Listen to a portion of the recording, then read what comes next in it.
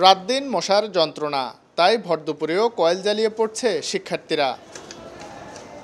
বগুড়া পৌরসভায় মশক নিধনের জন্য রয়েছে 25টি ফগার মেশিন ও 26টি হ্যান্ড স্প্রে মেশিন। প্রতি বছর এ খাতে বরাদ্দ 40 লাখ টাকা। তবে পৌর এলাকায় মশামুক্ত করতে এই সরঞ্জাম অপ্রতুল বলছেন সংশ্লিষ্টরা। দিনের বেলাতেও আমাদের হয় কয়েল জ্বালিয়ে, নাহলে মশারি টাঙিয়ে বাচ্চাদের পড়তে বসতে হয়। দুপুরে ঘুমাতে গেলেও মশারি টাঙিয়ে ঘুমাতে হয়। পানি নিষ্কাশনের ব্যবস্থা যদি থাকতো তাহলে মশাটা হয়তো কমতো। 21টা ওয়ার্ডে আমরা ফগার মেশিনের সাহায্যে মসকিটো সাইট দিয়ে আমরা স্প্রে করছি।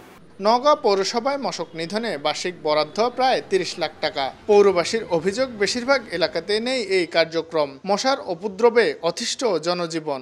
পৌরসভা যে মশা নিধনের জন্য যে প্রয়োজন সেটা পদক্ষেপ একেবারেই নেয় না। বিভাগীয় শহর রাজশাহীতে পরিস্থিতি আরও ভয়াবহ।